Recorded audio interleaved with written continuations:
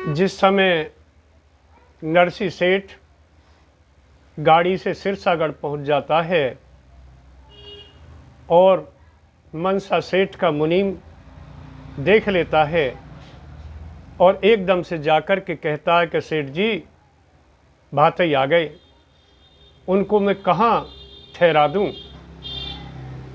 तो मनसा सेठ कहता है मुनीम, उनको तू गौशाला में ले जा करके पटक दे। मुनीम कहता है आ जाओ सेठ जी, मेरे पाछे पाछे आ जाओ। तो पाछे पाछे सेठ जी चल देते हैं और मुनीम जहाँ गौएं बंधती थीं, जहाँ उनका गोबर मूत्र पेशाब था, वहाँ जाकर के इशारा कर दिया कि ये आपका ठहरने का स्थान है। और वहाँ जाकर के नरसी सेठ ने उतर करके और देख करके उन गौओं को बछड़ों की तरफ और कहने लगा, ओहो हो, मेरे समधी का कितना अच्छा इंतजाम है। इन्हीं गाय बछड़ों के बीच में तो मेरे सामरसा गिरधारी रहते थे, इन्हीं गाय बछड़ों को चराते थे, इन्हीं का मक्खन खाते थे और मेरे तो सामरसा गिरधारी हैं, उन्हीं के भरोसे हूँ, मेरे पास तो कुछ भी नहीं है, मेरी लाज केवल वो ही रखेंगे। और उसके विचार देख लीजिए मनसा सेठ के। उसने नरसी सेठ को गंदी जगह समझ करके जहाँ गौओं का गोबर पेशाब था वहाँ ठहराया था, लेकिन नरसी सेठ के विचार देख लीजिए, कितना बड़ा विचारों में डिफरेंस है। नरसी के भाव और मनसा सेठ के विचारों में कितना अंतर है। तो नरसी सेठ उदास बैठा है और भात का बुलावा लग गया और बस उसी सामरसा गिरधारी कृष्ण भगवान को याद कर रहा बैठा बैठा। हे भगवान, मेरी आज लाज कैसे बचेगी इस सिरसागढ़ में, मेरे पास तो कुछ भी नहीं है सामान। इतने में देखता है कि सामने एक साधारण भेष में व्यक्ति आकर के और कहता है, नरसी सेठ उठो, खड़े हो, अपना भात भरने के लिए चलो, बुलावा लग गया। तो नरसी सेठ कहता है, भैया तुम कौन हो? मैं वही कृष्ण हूँ जिसको तू रात दिन पुकारता है, जिसके भरोसे रहता है। तो नरसी कहता है, मुझे विश्वास नहीं हो रहा, अगर तुम कृष्ण हो तो भैया मुझे अपना असली रूप दिखाओ।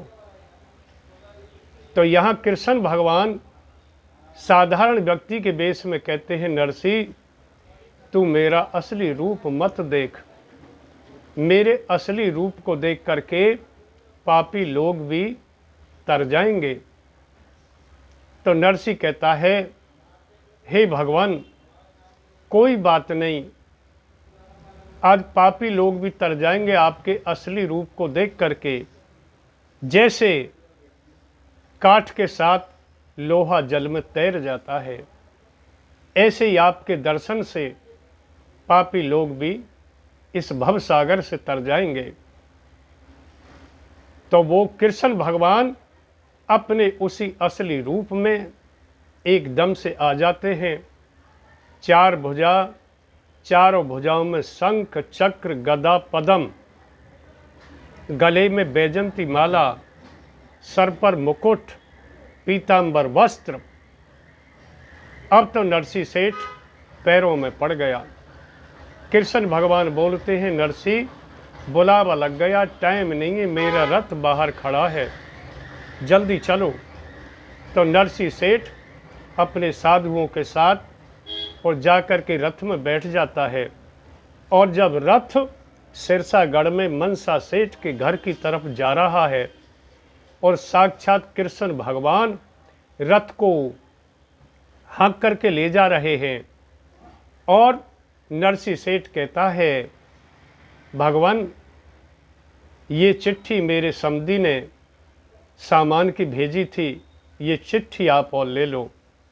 तो कृष्ण भगवान हाथ में चिट्ठी को ले लेते हैं और रथ को मनसा सेठ के दरवाजे पर जा कर के रोक देते हैं और उस रथ को देख करके, रथ में सामान देख करके, कितना सामान भर रहा है भात के लिए, तो पूरे गांव की आंखें चौड़ जाती हैं और पूरा गांव आश्चर्यचकित हो रहा है। अरे आज तो साक्षात कृष्ण भगवान, विष्णु भगवान के जो रूप हैं, रथ हाँक करके ले जा रहे हैं और मनसा सेठ के यहाँ भात में आए हैं और रथ सामान से कितना भरा हुआ है। भाई चलो, आज तो हमें भात देखना है कृष्ण भगवान का। तो मनसा सेठ के दरवाजे पर धीरे धीरे बहुत बड़ी भीड़ इकट्ठी हो जाती है और जब मनसा सेठ देखता है और हरनंदी बेटी देखती है, तो देख करके कृष्ण भगवान को, रथ को, सामान को और नरसी सेठ को आश्चर्यचकित हो जाते हैं। अब तो हरनंदी दरवाजे पर चौक पूरती है, पटड़ा डालती है और आरती का थाल लाती है सजा करके। थाल में घी का दीपक जला हुआ और घी, गुड़, हल्दी, चावल नरसी सेठ का तिलक करते हैं, भगवान कृष्ण का तिलक करते हैं और चौक पूर करके पटड़ा डाल देती है। और हरनंदी कृष्ण भगवान को देख करके कहती है, भैया आज तो मेरा भात तुम ही भरोगे। तो आज कृष्ण भगवान, जो मनसा सेठ ने चिट्ठी लिख करके भेजी थी, जितना सामान चिट्ठी में लिखा था उस सारे सामान को आज कृष्ण भगवान हरनंदी के भात में किस तरह से देते हैं, इस भजन में आप सुनेंगे। पटड़े पर खड़े हुए और सामरसा गिरधारी हरनंदी की बेटी रामा का भात किस तरह से भर रहे हैं।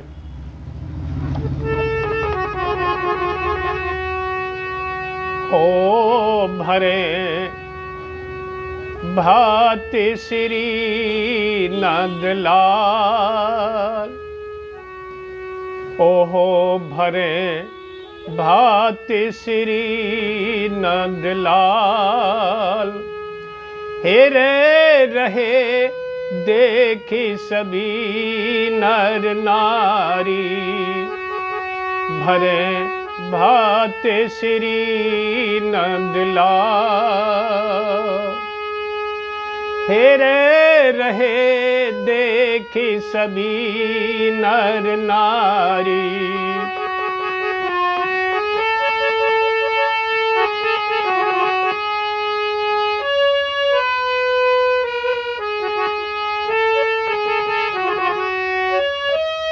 सामरसा के दर्शन खातर नर नारी से भरगी गार, शंख चक्र गदा पदम गले में बैजंती माल, आरता हरनंदी करे पटड़े पे खड़े नंदलाल, आरता हरनंदी करे पटड़े पे खड़े नंदलाल।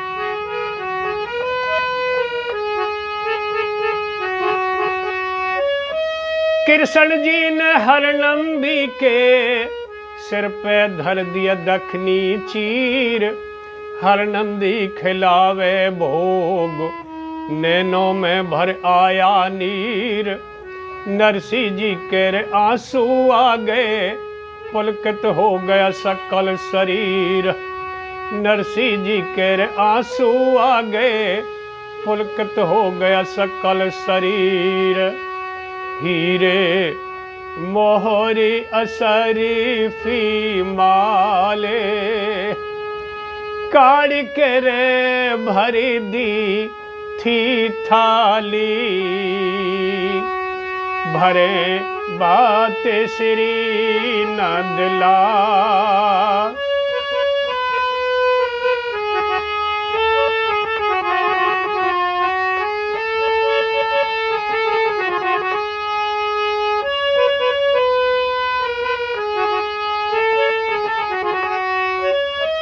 हेर बिछवे बाड़ी गुच्छे तगड़ी, तीहर लाए कई हजार, सोने चांदी के बर्तन हैं, देखो लोगों नजर पसार। एक हाथ में रहे चिट्ठी ले रहे, भूल चूक की ना हो टाड़। एक हाथ में रहे चिट्ठी ले रहे, भूल चूक की ना हो टाड़।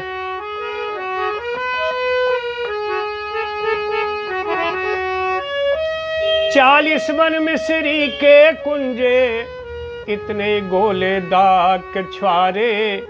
10-10 मन बादाम किसमिस, चिरौंजी के ढेर न्यारे।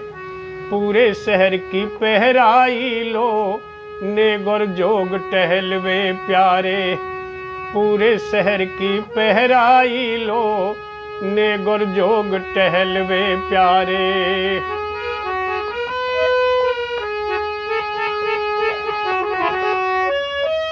हर नंदी की दादस खातर, हीरे के 2 पत्थर न्यारे। समदन को सोने की हसली, और खडूल भारे भारे। समधी मनसा मल की खातर, लाल किरोड़ी 2 हैं प्यारे। समधी मनसा मल की खातर, लाल किरोड़ी 2 हैं प्यारे।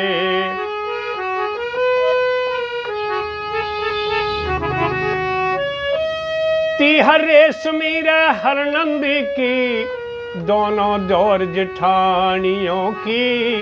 एक एक गूठी छोटी ननद, बिना ब्याही कुआरियों की। एक एक चैन गले की ले लो रे, ब्याही छोरी छारियों की। एक एक चैन गले की ले लो, ब्याही छोरी छारियों की।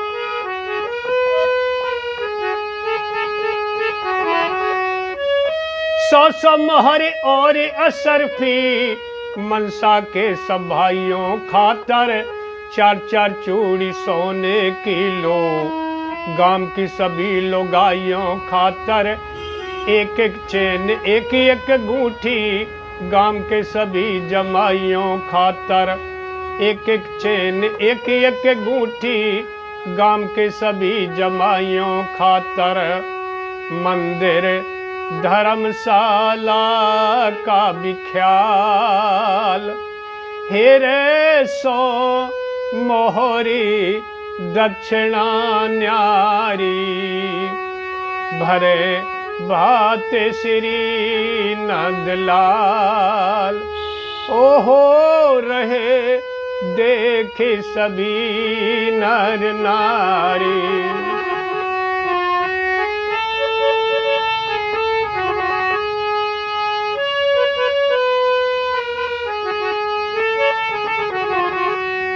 सजनों, जब इतना सामान सिरसागढ़ में भात में बटता हुआ देखा, अब तो पूरा गांव टूट करके ऐसे पड़ा जैसे भंडारे में हमको भी दो, हमको भी दो, हम न रह जाएं। इस तरह से गांव टूट करके पड़ता है। हमने भी दो, हमने भी दो, मांगड़ियों की लागी लार। ऊपर को लखाए हरी, बादली बरसन को त्यार। सोना चांदी बरसन लाग्या, सिरसागढ़ में बेसोमवार।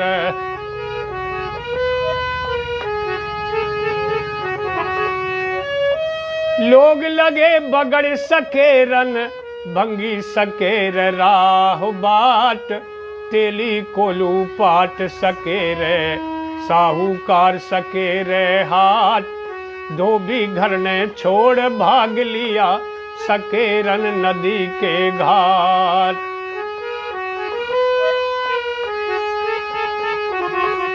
कहे राम रतन करमपाल, ते लीला उस हर की न्यारी। भरे भात श्री नंदलाल, ओहो रहे देखे सभी नर नारी। इस तरह से सामान बट रहा था। सारा गांव टूट करके जब पड़ा, कृष्ण भगवान ने आकाश की तरफ देखा और आकाश से सोने चांदी की वर्षा हुई। और उस वर्षा में सबने दगड़ा सकेरा, किसी ने घेर सकेरा, घर सकेरा, और तेली ने अपना कोलू का पाट सकेरा। गांव का धोबी अपने परिवार को लेकर के नदी के घाट पर पहुंच गया कि मेरे घाट को कोई सकेर करके न ले जाए। और वहां जाकर के देखा तो वहां सोने चांदी की कोई वर्षा नहीं थी। वापस अपने परिवार सहित लौट करके आया। घर जब आकर के देखा, घर को अड़ोसी पड़ोसी सकेर करके ले गए। तभी से ये कहावत चली आ रही है कि धोबी घर का रहा ना घाट का। बोलिए कृष्ण भगवान की जय, सच्चिदानंद भगवान की जय, श्यामल सागरधारी की जय।